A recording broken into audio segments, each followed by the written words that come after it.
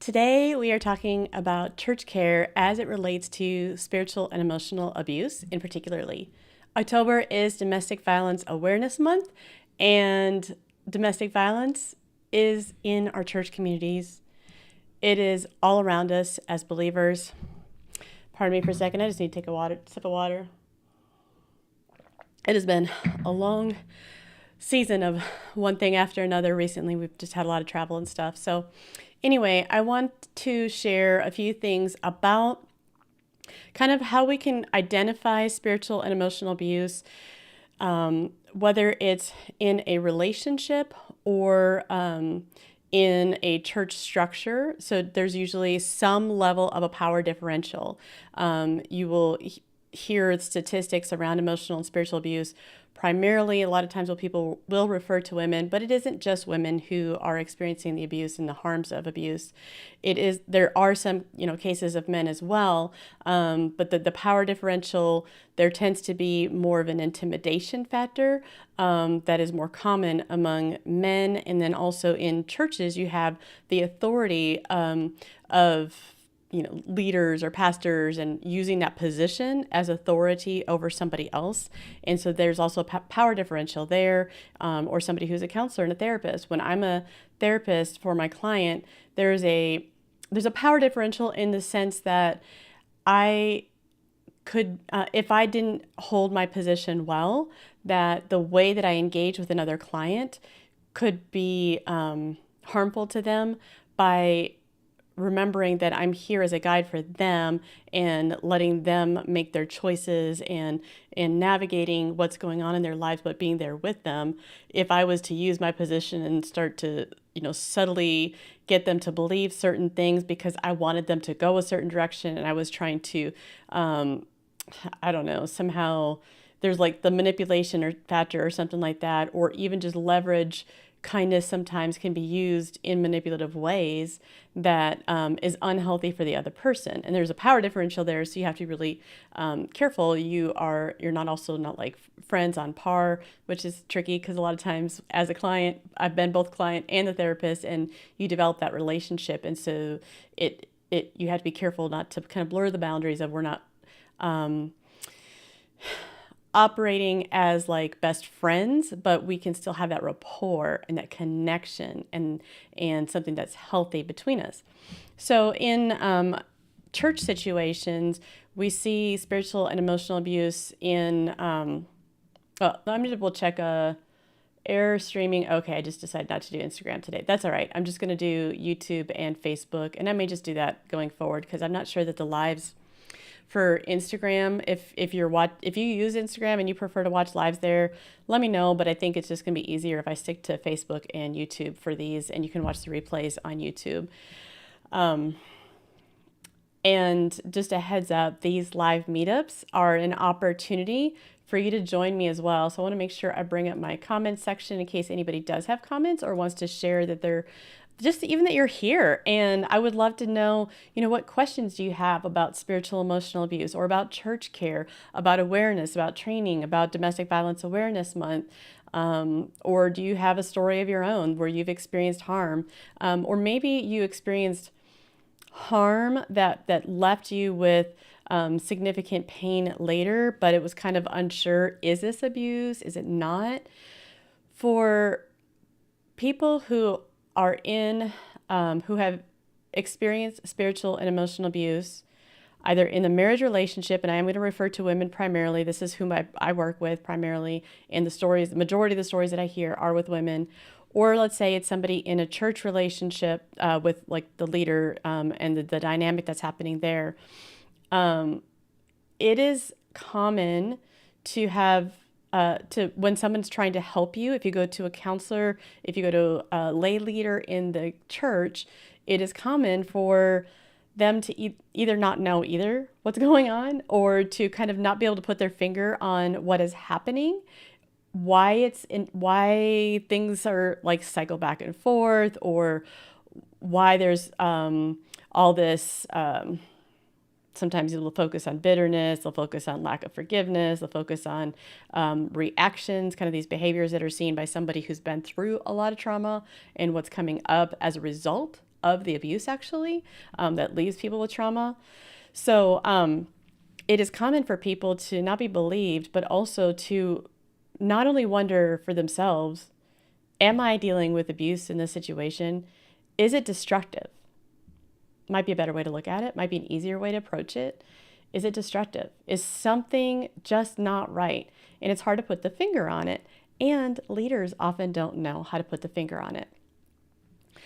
So years ago, I want to highlight a few different things today. I'm going to share a little bit about my story related to kind of working with my church and trying to propose an advocacy program and what that was all about, and then also where I'm at today, and then the organization Called to Peace, who has an advocacy program, very different than what I was wanting to put together, but very, very well done. I mean, as far as the content is rich with, there's so much in it. And so if you are interested in learning more, I highly recommend going to Call to Peace and taking the advocacy training. I'm raising funds all month long for Call to Peace, and I probably should have put a link on, wonder if I can add that. No, I'm not going to do it right now, but might be able to put it here. Let's see if I can pull that link up.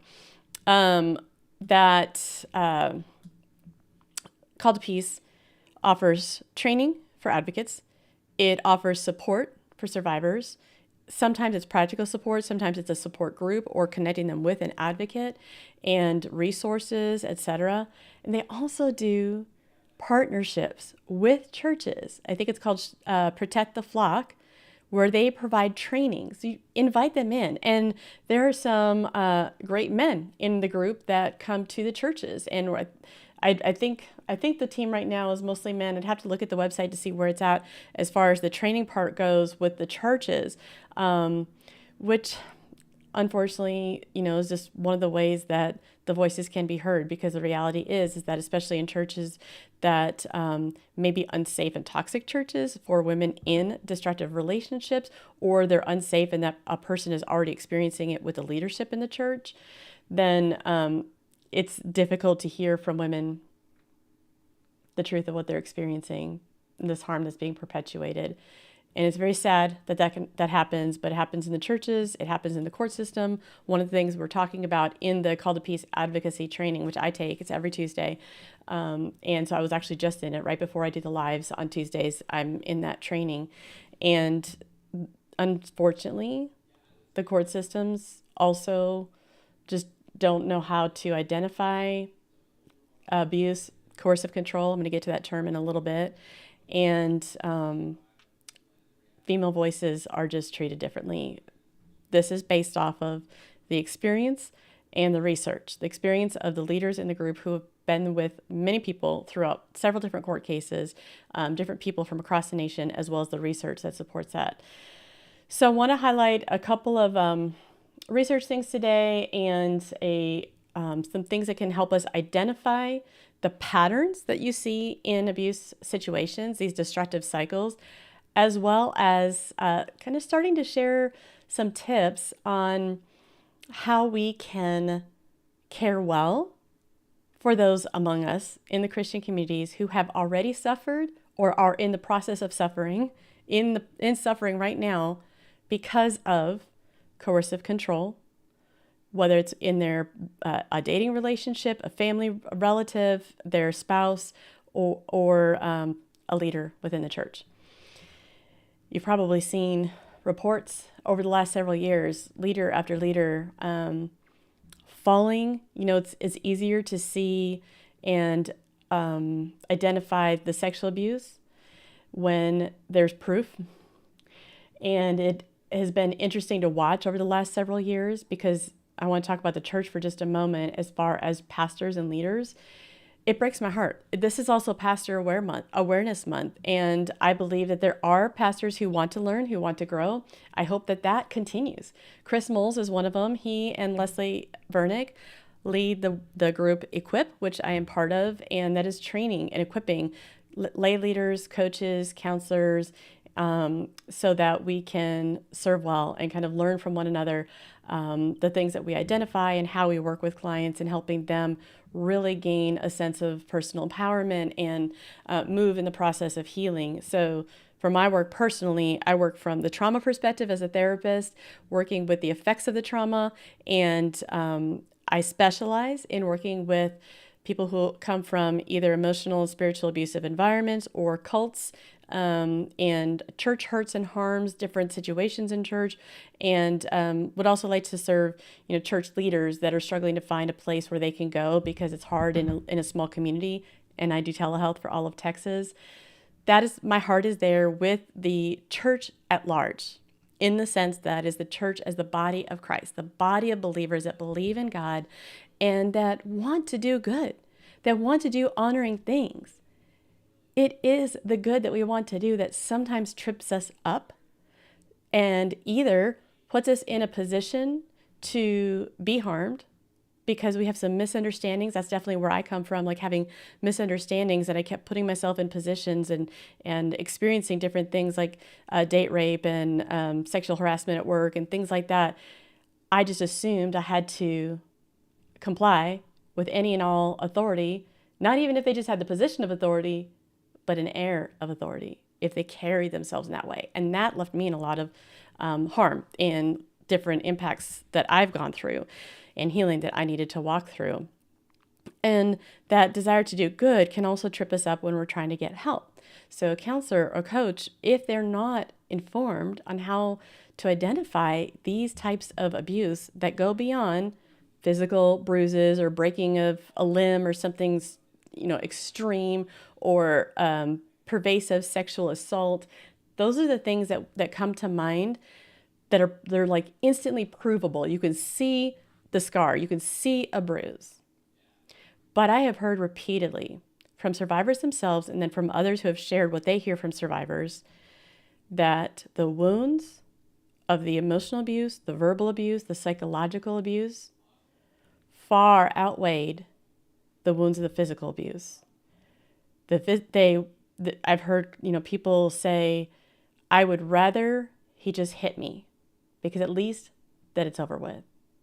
But the lasting impact of these other elements that are part of the abusive pattern are so destructive.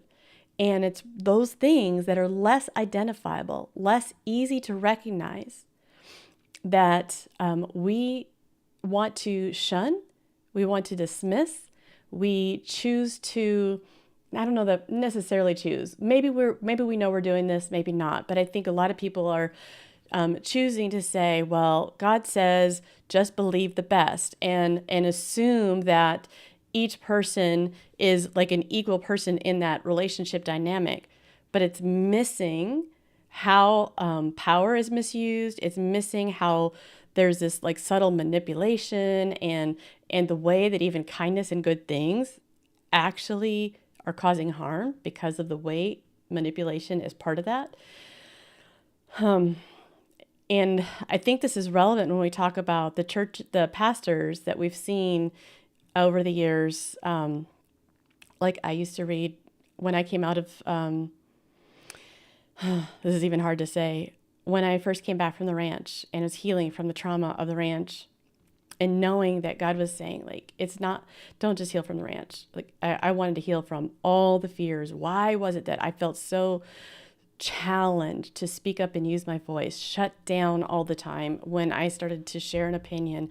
Why was it that I felt like this prompting of God to use my voice more directly in some cases, but no ability to get there? So this whole healing process, one of the books that I read was a book by Tullian Tchividjian. For me at the time, it was The Glorious Suffering. It was called Glorious Suffering. And there were things in the book that definitely did help me. And I hear that from other people. These books that actually, there's a lot of books that are actually very destructive and somebody gets something helpful out of it. But then later, different things happened with Tullian. I'm not going to go into that right now, as well as, other leaders. I'm not very good at remembering all the names. I'm not the person that reports on that. You can follow other people online that talk about the details. But I want to talk about the patterns and the things that we see and how the abuse then hides in the churches. So I will say this name. So Ravi Zacharias, when he when things started to come out, and I don't know very much, so if you know more, feel free to share it, but I'm just going to share the best that I can. So please correct me if I'm missing something or stating it inaccurately. But what I understand from watching kind of the different things that were happening is there was someone who was saying, look, I was sexually harassed, that there was different situations that were happening with Ravi Zacharias. Nobody's believing, nobody's believing, nobody's believing. And that person is going through all kinds of people telling them horrible things about themselves, trying to shut them down, trying to support Ravi. Nobody wants to believe that it could be true. So what if it is true? Why don't we look into it? Why don't we explore? Why don't we listen fully to this person's story and start understanding what might this be like for someone who's saying that this is happening to them? But too often the inclination is to say, no, that person's amazing because they had some great sermons or they had a great message and I was helped by them. So therefore they couldn't possibly have done this thing. And abuse hides and it stays hidden. And then the people who are harmed by abuse are pushed into hiding. Even the ones that are trying to stand up and saying, no, this isn't right. Someone needs to understand. Someone needs to know. Someone needs to hear this. But other people are saying, no, you must have gotten it wrong. You're just being bitter. You need to forgive and let it go. Actually this happens usually, maybe that person who's doing the harm, especially a leader in a church, or it could be the husband in a marriage, who is seen as a charismatic person. They're seen as kind. They're so giving. They do amazing things for other people. Because of the persona that other people see, that's what we cling to. We look at that persona and we say, oh, that person is all good. They couldn't possibly have this extreme bad as well. When we split all good versus all bad, it causes problems. Like this is part of what people struggle with in, I would say mental health, even that we start to split things. Okay, well, if we see this person is all good and that is all bad, then we can't reconcile that the two could actually be held in the same space, and we start to split things more and more, and our thinking becomes more black and white. This also happens when we're looking at kind of this legalistic perspective in Christianity, where we're looking at something like a verse or a concept in Scripture based solely on our understanding of it as 100% black and white, in the sense that our interpretation is 100% accurate, and because of this one verse, certain other things can't be true, rather than looking at the whole picture and integrating it and bringing it together. My clients that I work with, we work on holding space for that tension where we want to split things that are good and bad. That is a process of growth. It helps us face reality, the reality of what is, so that we can also identify the choices available to us and have the courage and strength to move into those choices for change for ourselves. Okay, so yeah, we have someone commenting that that's exactly what happened in that case of Ravi. Thank you for confirming that for me. And I'm usually a behind the scenes person. I don't even watch the news, but like I said, my passion is showing the patterns and identifying what does this look like, because it may be in your midst. It might be something you've experienced in the past. You walked away from it, you tried to forget it, but for some reason you still have reactivity inside of you. You have a lot of anxiety.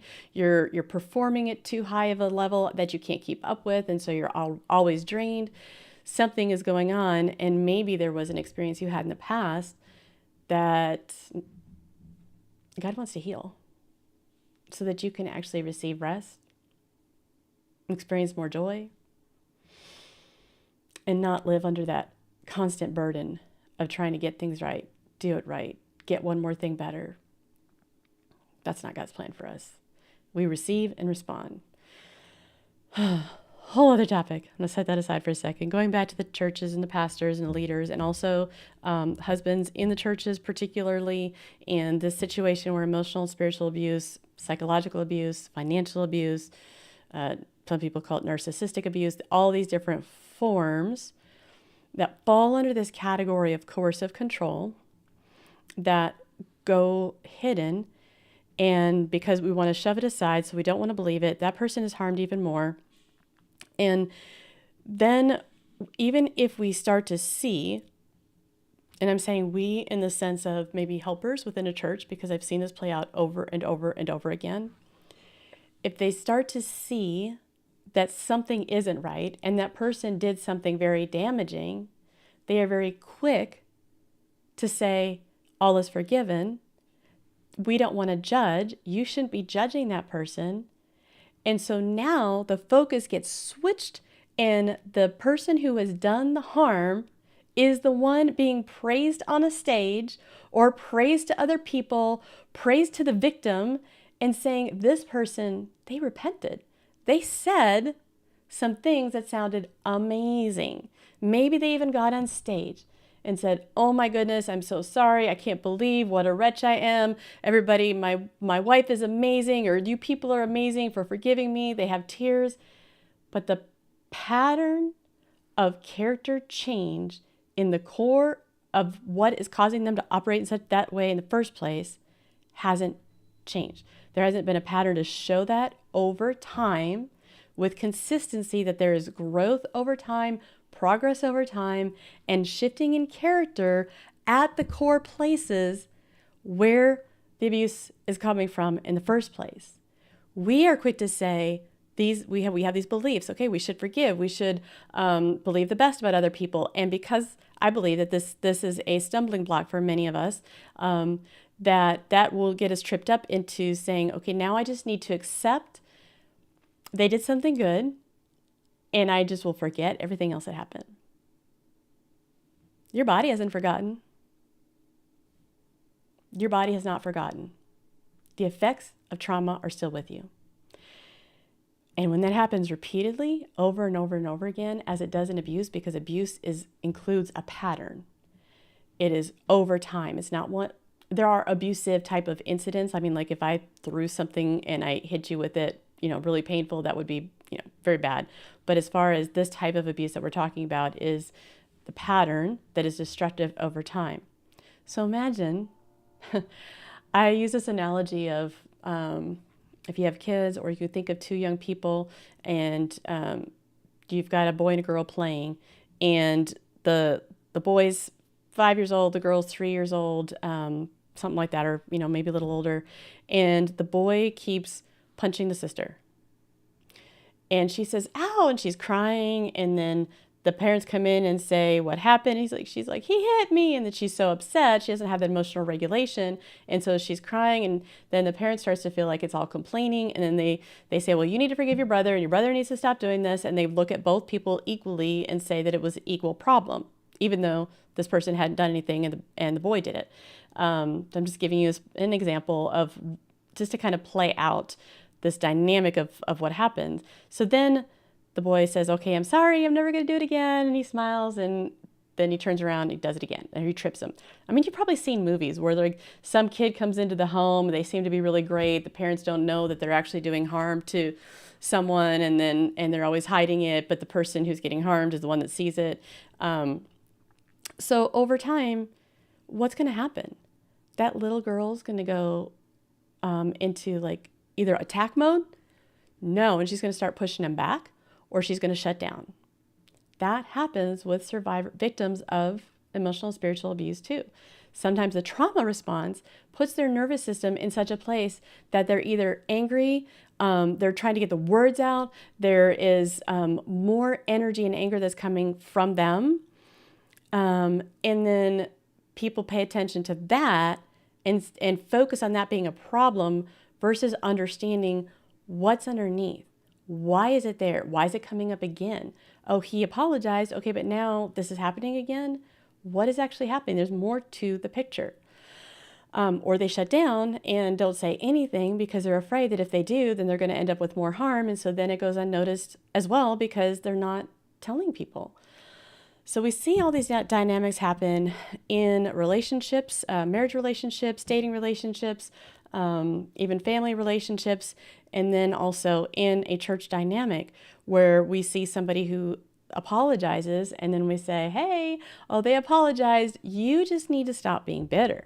If that person's still is talking about it, or they are still angry, hurt, suddenly it becomes like, because they said something, you're supposed to forget it and act like it never happened. And that just doesn't work. If people do that, when people do that, they actually end up with more harm inside of them. They're receiving harm from the people who are trying to get them shut up. It's called secondary harm. There's different ways that shows up. And they also are receiving harm because they're dismissing and denying what they really, truly need. They may never get the healing apology, the reconciliation, the amends, whatever, with the person who's harmed them. So now they're carrying a burden of receiving healing, a lot of times in secret, without knowing that, or without other people being able to understand, even in their church communities, wow, like this really was damaging. And they can't talk about it anymore, like people, because people don't understand, so they don't know where to go with it. And then they have that burden of receiving healing. And they can. I work with people all the time on receiving healing and different ways that we can help the brain process and to have a different experience in the body, mind, and nervous system and heart today based on what happened in the past. That could be with a parent or a caregiver. I have clients that have been involved in cults or extremely restrictive, legalistic church situations. And some of the work that we do, especially with EMDR and some of the emotionally focused work that I do, helps the trauma part that gets stuck to process and to be relieved, and then also shifts things inside of all these areas inside of us, mind, body, spirit, to just change the core, of how we operate. And this is one of the reasons I say in the growth coaching that I do, so I do the trauma therapy, but I do growth coaching as well, that we're developing who we are as God sees us, like the unique individual that God sees, and how we show up in the world. Not with a burden of trying to show up correctly and rightly, but in a way that aligns with God's heart for us, with our values, with a sense that keeps us grounded in who we are, okay with it, even when other people either attack or they accuse wrongly, or they don't believe you, you're dismissed. And we have internal resources and additional supports to navigate that and not be taken down or continue to fight against. So, I was talking before about a person who is reacting and they have a lot of anger, and so people focusing on the anger part, they're just angry and bitter. And there is a season for that, but it's not helpful to say, well, you're just angry and bitter, you got to work on your anger. What is powerful are other steps that help engage presence with that person, to help them have new experiences so that the anger starts to dissipate, so that it's coming out in helpful ways, and the part that's not helpful is calming down in the body, in the mind, in the spirit, and it shifts through direct experiences with God and God's Spirit. It's one of the things I love about Unleash Sheets. It provides a process. It facilitates that process between someone and God, and it can happen between people. I foster that in Cultivate Together, the growth community, where we have opportunities to have growth experiences. So not you're just being bitter and now you're angry or you're having this trauma response, whether it's related to what I'm talking about today or not, but the trauma response, we're not focusing on the behavior. We're saying kind of that question of what happened to you? What is your experience like? We're giving opportunities for them to try new things, not tell them what to do. This is how you have to do it, but to give some information, to provide opportunities for their own insight to show up and help identify choices and see what direction they want to go. Ultimately, each of our lives we are responsible for our own lives, and that's between us and God. So self-stewardship, soul stewardship are a lot of the concepts I talk about as well. Going back to the abuse, and I talked about how the pastors also often get away with it in the sense that they may even first we don't believe the survivor, then they may apologize, and then we say that the survivor just needs to go with the flow, forget everything, pretend like it didn't happen, because now we see this charismatic person again that has drawn us in, which is the problem that many people in relationships experience. They they may have a time where they're like, no, this is not okay. I need to leave. I need to do something different. But then the abusive individual kind of comes back in with a lot of acts of kindness or something that seems really nice, but the pattern keeps playing out. It goes over and over in the cycle. I'm going to show that next. This is a, well, actually, I should talk about coercive control just a little bit. So I just want to highlight that the pattern, paying attention to the patterns, that is helpful if you're looking to identify, is it something I've experienced? Is it something my friend is experiencing or somebody in my community group is experiencing? Is there a pattern that keeps playing out? Don't fix the present issue today. We're noticing the pattern that's playing out so that we can identify where to actually show up and how to support where we need to support. Okay, so coercive control. I think I put this in the newsletter. I used a lot of words to define it, but I like using this term, and more people in like the advocacy class were using that term a lot more, the coercive control, because in this dynamic, part of that pattern is that there's this, there's threat, like actual threats, or intimidation that looks like threats.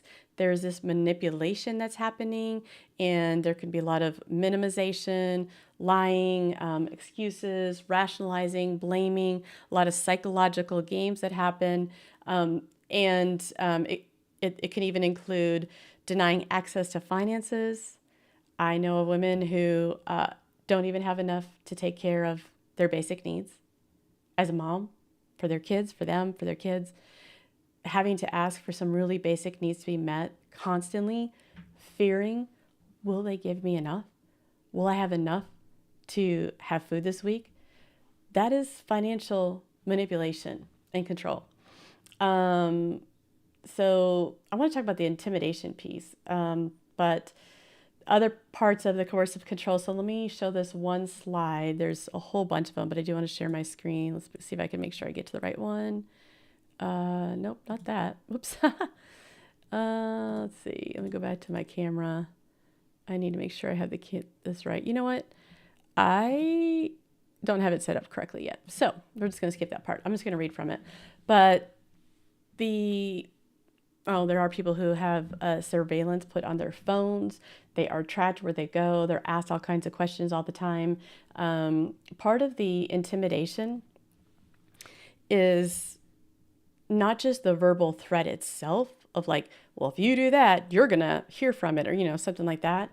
But the intimidation can also be that presence, the way that they raise up. I mean, especially, if you've got the man raising up, he's towering over the woman. He is raising his voice. He's pointing fingers. He's accusing her. He's telling her like she's a horrible person. He's calling her names. He's telling her that she's the problem, or not even so direct, using subtle messages that completely discount the worth, the value, the experience of the other person. That there's very tricky language that can, on the surface, sound like it's good language, but the way it's used is manipulative. That is a little trickier to figure out and to identify. But if you hear a woman or someone describing that they're constantly feeling confused, they don't know what's happening, if they're overwrought with emotion, or they're blaming themselves constantly, take a look. Consider there may be other elements at play here. And the things that seem fine to you are really subtle digs that are causing ongoing harm. And the things happening at home may be much worse than what you see in person, usually are. So there's kind of punishment, there's just a lot of expectation to do things their way. And that can be in a church situation too, where you have the leader of a church, or a personality of a big church that's kind of being more intimidating, and this is what God says, and you're supposed to follow God's will. And this is part of where that subtle manipulation kind of comes in, is remember, you're a child of God, and a child of God does this. They start to equate things that don't actually, kind of conflate them. They don't actually equal one or another. They will say things like, well, God wants you to forgive, and you're just harboring unforgiveness in your heart. So I already told you I'm sorry, and you just need to forgive me. The fact that you're not forgiving me, that lies with you. No, no, no, no. The apology words, the language, are not the same as the actions of repairing damage destroyed by a person who's caused someone harm. Even when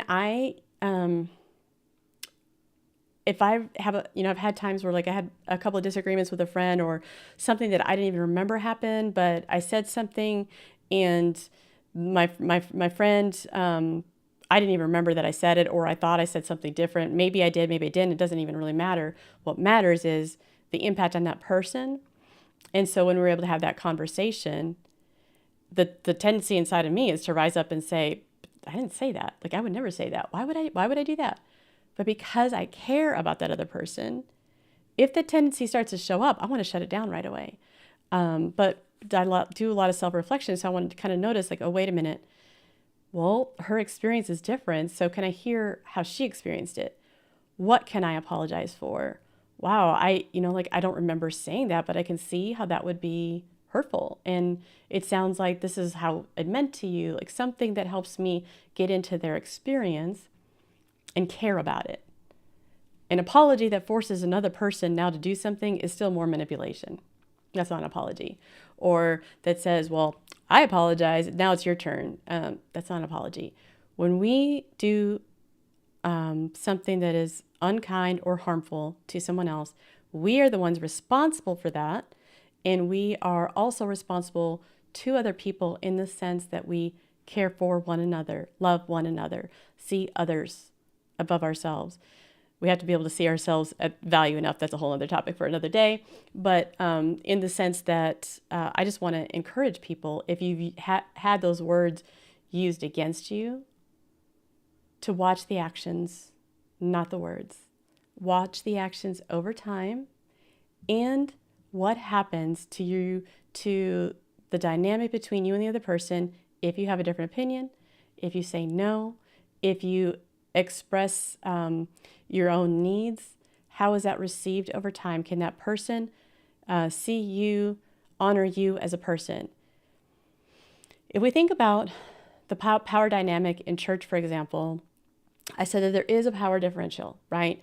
So you have people in different areas of leadership who are responsible in those situations to make certain decisions. But when we're working together as a team, it's not ultimately, I just want to do what I think is right, and I'm going to tell you that God says it's true, and so now everybody should do what I say, which is kind of what happened to us at one of our former churches. And another story for another day.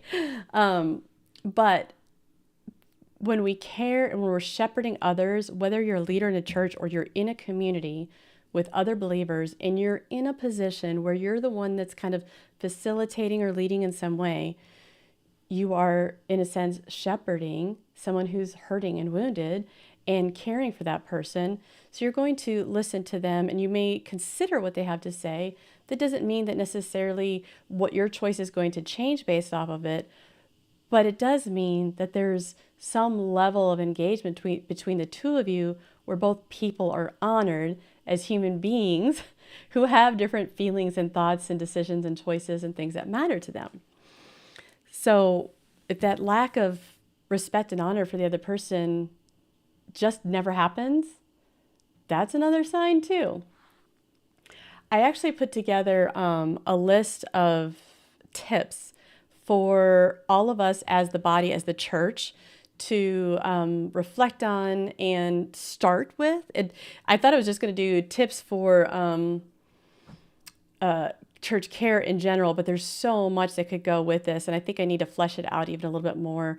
So if we have time at the end, I'm going to go to these 10 tips. They're basically just beginning tips for learning to care well in a church, whether it's your church community, the specific church that you belong to or a part of or attend regularly, or the body of church, the other believers that you're friends with, etc. So I want to go back to this coercive control, and I will have to put the link down below. It's the Power and Control Wheel, is done by the Duluth model, but there is a version that is, I think there's also a version that includes the scriptures on it, so I need to find that one to share. But it shows on the wheel how power and control are at the heart of all the things around it. The way power and control shows up is different. There's different variants, there's elements of it. And this actually isn't the cycle. I was thinking I was going to share with you the cycle too of how things tend to happen, where there may be like this beginning period where everything is nice and great, and then things start to shift, and over time then everything kind of blows up, and then it's nice, it's great, and it goes back and forth, and it goes over and over and over again. But the ways that some of the coercion happens in these situations, so like threatening to damage a person's reputation, forbidding someone to talk to someone else, like in a leadership, like if you talk to so-and-so, then your job is cut, or if you talk to the church leaders about what's happening at home, you're going to be in trouble. Think about kids and their predator, sexual abuse predators saying, you can't tell your parents. If you tell your parents, I'm going to kill them, or something horrific like that. That would be horrible, horrible.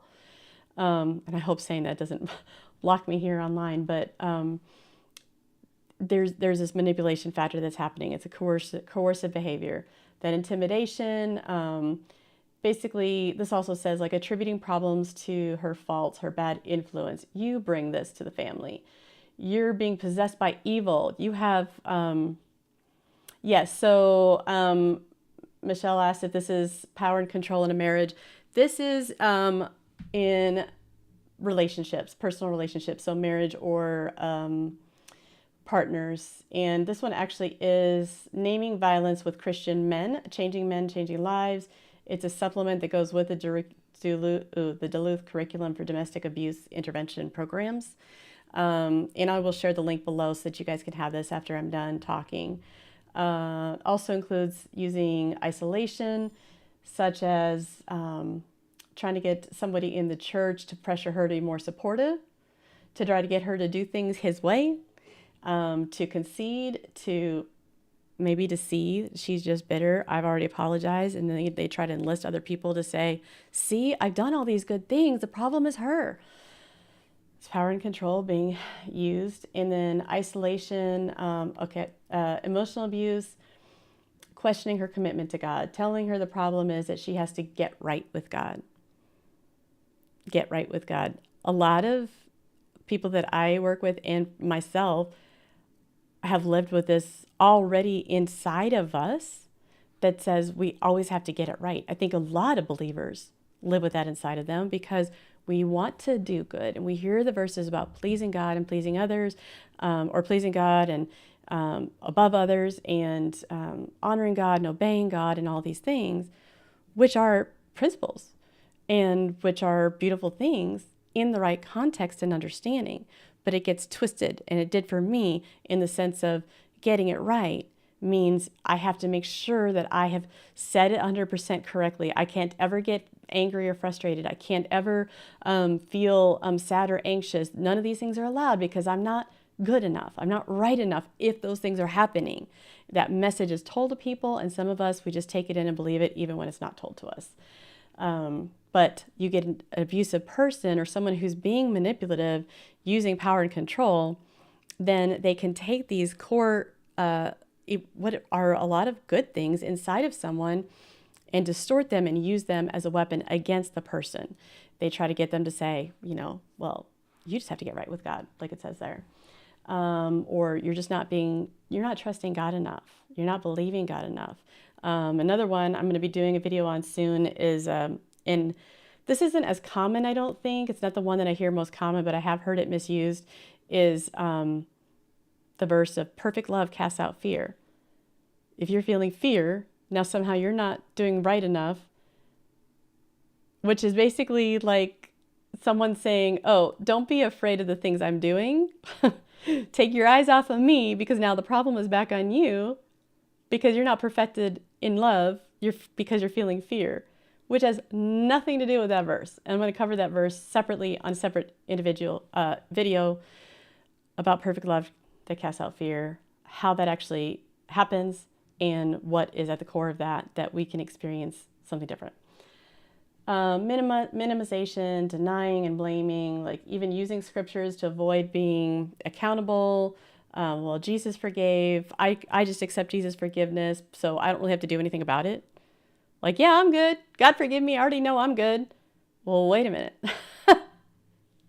You're also not, you haven't even shown any concern or care for someone who's been harmed. No, I don't think that's okay. Using children, that happens a lot. I just see, it's heartbreaking and it's heart wrenching when the children get used by someone who is abusive in a marriage relationship or a divorce, or they're going through a divorce, or even afterwards. It just continues all while the children are growing up as leverage. They get harmed directly and indirectly.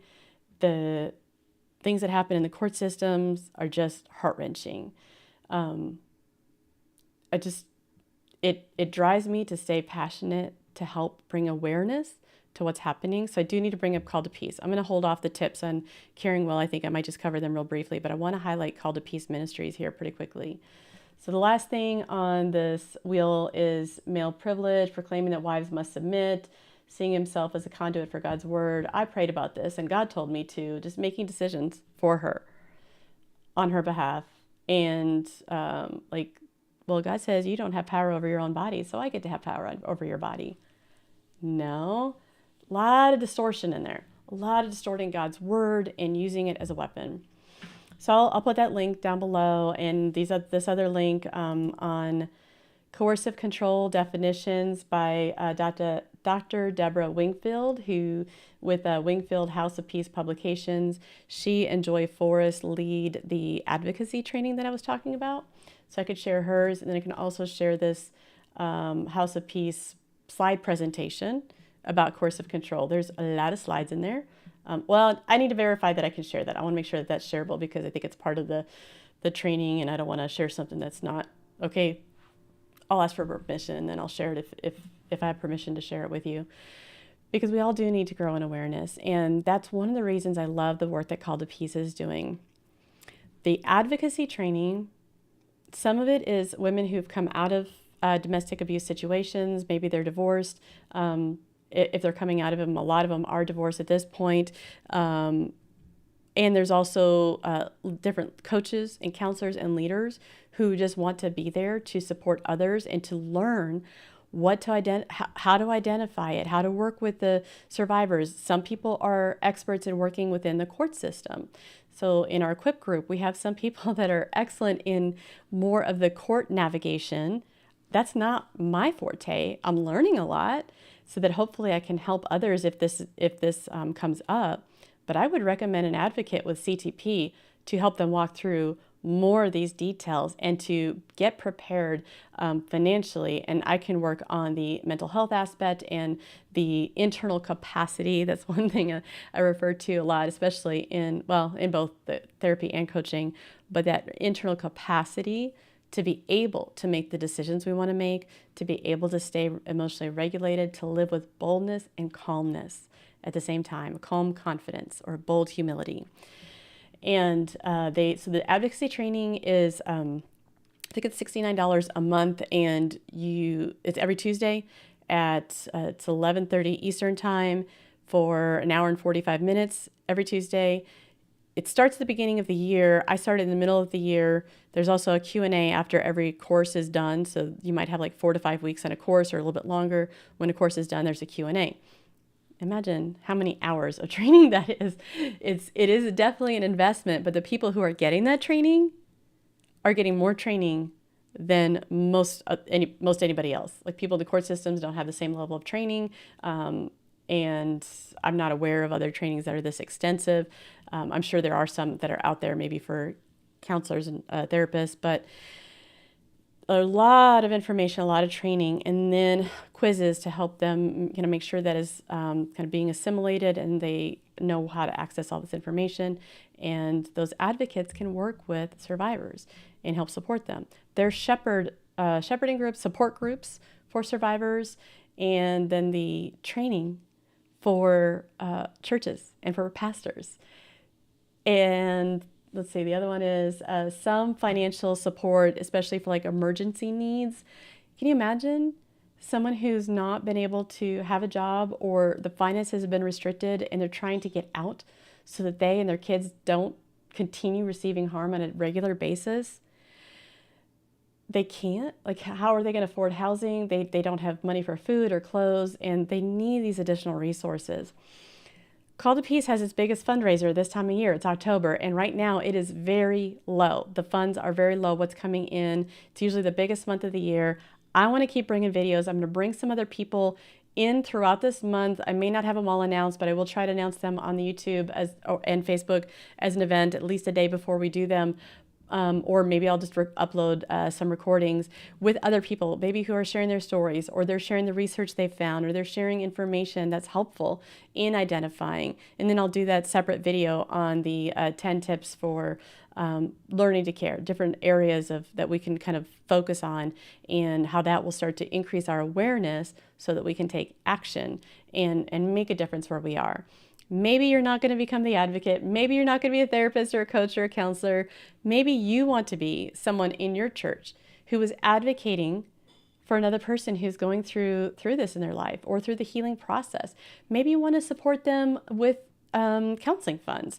That's another way that you can support someone too, is directly pay a therapist and say, hey, I want to pay for so many sessions for a client. You'd have to probably work out some details as far as legality and releases of name, just to know that you pay for it, or you can prepay anonymously to say, hey, I want to support someone. I'm going to pay for this many sessions and have that. I mean, not everybody's going to provide that. I would be happy to hold space for clients to be seen based off of that. And I do work on some sliding fee with some clients as well. But right now, the focus is Call to Peace and their ministry and raising funds for them. So I'll have the link below. I had it in my newsletter. I'll have it below this video and the other videos that I do, and hopefully in some other posts. And I'll try to get on Instagram as well. That's not as good with that one, but I'll try to get that information. And you can always email me at joe@joleneunderwood.com and let me know that you want to support, and I will get you in touch with people. The money is going to go to help with the training, with the staff that's required to take care of the training. There's nothing above and extravagant. And actually this retreat, that's the other thing, is there's a retreat every year. So in May, there's going to be a retreat in North Carolina. I'm going to be part of that. I'm doing a workshop with Unleash Sheets at that workshop. And looking forward to that. I was there last year and brought the first printed versions of Unleash Sheets and had a table and just attended. And then this year I'm going to do a workshop as well. But that's an opportunity for women to get away, to receive support, to receive community and rest and reprieve from either what they're dealing with already or all the stress because they've gotten out, to heal and recover and to be able to have more of that internal capacity to do the things that are important, that help them live fully alive lives. And I want to see this fundraising go sky high. I started with a goal of $2,500. I raised it to $5,000 today. I think they're looking for $140,000, and there is a donor who's offering $40,000 match up to $40,000. There's room to go for that, so please consider contributing whatever you can to support this ministry and how they're supporting other people. If you want to have Call to Peace bring in the training, Protect the Flock training, reach out to Call to Peace. It's calltopeace.org and find out, get some more information, see what you can do to bring it into your church. So this goes back to something I was going to say at the very beginning of the video, and I completely forgot about it, which tends to happen with me sometimes. Oh my gosh, let me have another sip of water. Hang on. I know I talk pretty fast, and I didn't even think this many words would come out this quickly. I thought it'd be a little bit more difficult to decide what to talk about today. It's one of the reasons I'm doing the chats, because I want to pick a topic. I want to invite you guys here. I want to answer questions or talk, like have a conversation. So please show up for the next one. It'll be in 2 weeks. I think that's I'll double check the calendar here. So what I was saying about, I don't want to forget that I wanted to talk about it. Yeah, the 24th. So October 24th, it's a Tuesday, again at 1:30 Eastern time is the next live meetup. I haven't picked out a topic yet, but it will probably be around coercive control and domestic violence, since I'm going to do more videos on that this month. And so what I was talking about, when I came back from the ranch, it was 2013 when we came back. And within like a year or two, I think, there was so much trauma and anxiety secondary trauma. Like there was just so much that happened while we were at the ranch. And all the fears that I had underneath, the unhealthy beliefs underneath, just got compounded and escalated through what we experienced at the ranch where we fostered. We had up to 12 kids in our home on 156 acres owned by a foster agency. When I came back, I wasn't functioning very well and I decided to heal. At some point, I remember having conversations with some of the leaders of the church. We were in the community group with one of the elders and kind of got to know one of the other deacons or elders at the time. And there was just so much stirred up when we came back, and our family was going through a lot. I was depressed all the time. So I was meeting with one of them one time. I called for a meeting. I said, hey, can we meet to talk about church care? Because I also recognize that even though our community group leaders, I'm sure they did the best that they could with what they knew, and members in the group as well, they did not know how to deal with the trauma that I was experiencing. I lived in a world so full of abuse situations day in and day out. It felt like another world, like nothing relevant to what I had experienced before. Going into church felt like a whole nother different, it was a different country in my mind, even though it wasn't that far from our home church. So I said, hey, can we have this conversation about the difference between, or kind of this gap that I see between all the people in church who need help. So I'm also thinking about people who struggle with addictions, who struggle with somebody in their family who's having addictions, or severe mental health issues and they don't know what to do. Singleness as a single parenting. I used to be a single parent too. What do we do with all the people who need help or they're really struggling in their relationships, etc.? And the pastors are overburdened. Everybody's coming and asking them all these questions, but they don't have the training. They don't have the time. And they're not like following through. There's all kinds of things that are happening. And then also the community group leaders don't have the training. They don't know what to do.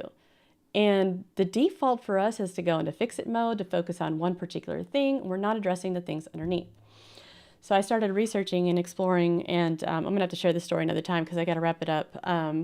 But at the end of the day, I researched a ton of different programs for training and counseling and resources that were out there and started pulling things together. And at the time, I was thinking of creating this kind of liaison program because the idea was there's people in the church who already have a passion. Maybe they have the experience, they have the passion for whatever reason on any of these many topics that become challenging. And because other people aren't trained, that people who need this kind of support are getting harmed. They're being dismissed. They're actually being told things that are damaging.